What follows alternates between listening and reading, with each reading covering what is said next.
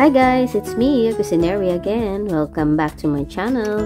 And for today's vlog is, ayan, magmumukbang na naman tayo, diba? So, naimbitahan tayong kumain ng breakfast dito nung kapatid ni RVS dito sa Joe and the Juice. Ayan, nasa city center siya. Malapit siya doon sa city center, beside the city center.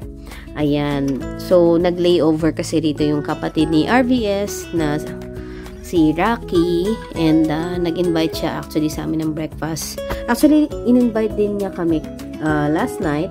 Ayan, nag-dinner kami. Kasi parang sinurprise niya yung kapatid niya, si RVS, na bisitahin sila dito sa Doha. Ayan, flight attendant kasi yung kapatid ni RVS. So, ayan, nag-over lang siya ng isang araw dito. So, after namin yung mag-breakfast, ayan, flight niya na pabalik ng Riyadh. Ayan, dun siya nakabase sa Riyadh, sa Saudi. So, ayan, nag-breakfast kami dyan. So, first time namin kumain dito. Parang vegan ata ang mga food dito sa restaurant na ito. Pero, siya, masarap siya. In fairness, masarap.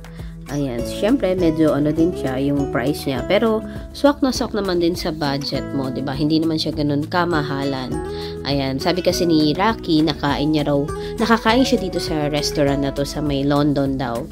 Ayan, so talagang pinuntahan namin to dito para nga matry naman yun dito sa Qatar. So, in fairness, masarap naman siya, guys. Ayan, masarap siya.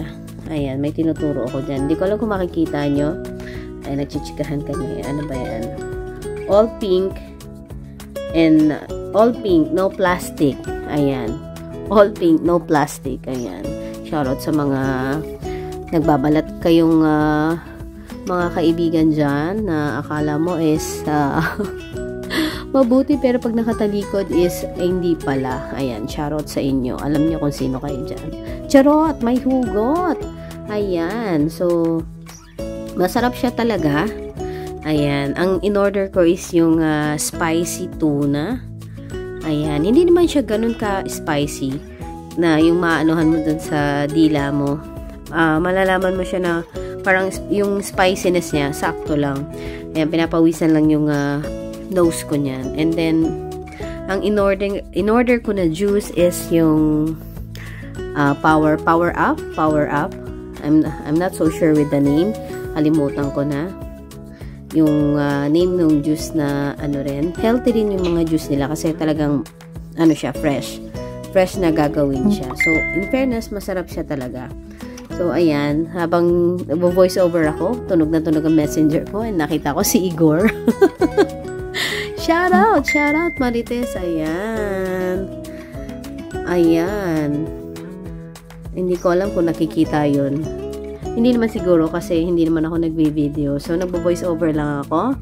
Ayan, nag-PM si Marites. Baka nagtatanong ng thumbnail. Shoutout sa iyo, Marites. And shoutout sa mga channel member ko dyan. And sa mga talagang walang sawang sumusuporta kay Cusinary. Ayan, yung mga totoong sumusuporta talaga kay Cusinary. And pasensya na kayo kung minsan wala ako sa mga premieres nyo or sa mga live nyo kasi medyo busy talaga si Cusinary dahil start na po ng pasukan. Alam naman natin na syempre family first.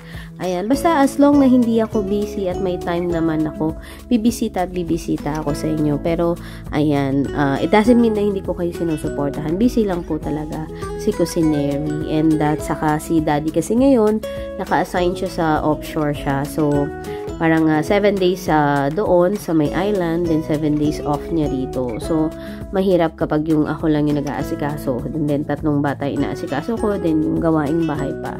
So, maiintindihan nyo ng mga mommies. And alam ko, naiintindihan nyo naman yun, diba? So, salamat sa inyo talaga sa suporta nyo, lalo na sa mga pumupunta sa premiere ko. Ayan, thank you rin syempre sa mga Team Gcash dyan. Ayan.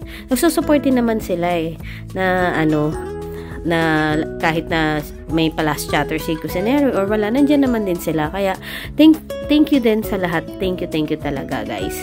Ayan, ipapakita ko sa inyo yung yung view nung kung saan kami kumakain. Ayan, sa may West Bay kasi ito, sa city center yan. Paglabas mo ng city center, yan, lalakad ka lang ng konti, nakikita nyo, diba? As if na nakikita nyo. So, yung parang West Bay dito is yung parang sa Pilipinas is Makati. Kasi yung mga buildings and mga offices, ayan, nandito located sa may city center or dito sa may West Bay. Nyo makikita talaga yung mga magagandang buildings. So, ayan, ipapakita ko sa inyo maya-maya yung background or kung yung harap nung kumakain kami. So, ayan, ipapakita ko sa inyo yung view nung yung labas nung coffee shop na ito. Ayan, makikita niyo yung building sa labas. Maganda siya tingnan kasi talagang maliwanag pa.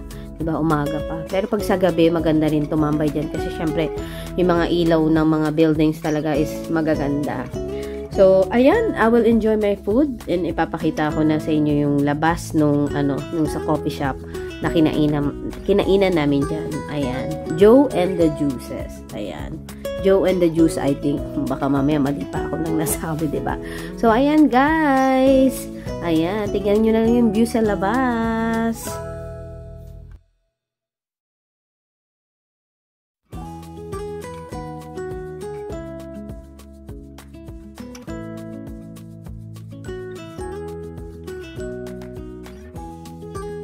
So, ayan, yung view, pag nasa loob ka ng restaurant. So, ayan yung mga buildings. So, parang nasa Makati ka lang. Actually, yung West Bay siya yung pinaka-city dito sa Doha, kung saan mo makikita yung mga naglalakihang mga buildings ng mga banks. Ayan. So, dyan yan sa West Bay. So, ayan yung labas ng coffee shop na kinainan namin. O, diba? So, maganda rin talaga dyan mag-ikot-ikot sa West Bay tuwing gabi kasi magaganda yung mga ilaw nila. Lalo na yung mga ilaw ng mga sa hotel. Ayan. Magaganda yung mga color ng mga buildings nila. So, ayan. Enjoy the view na lang, guys. And thank you sa mga supportan nyo lagi kay Cusinary. God bless everyone. Mama.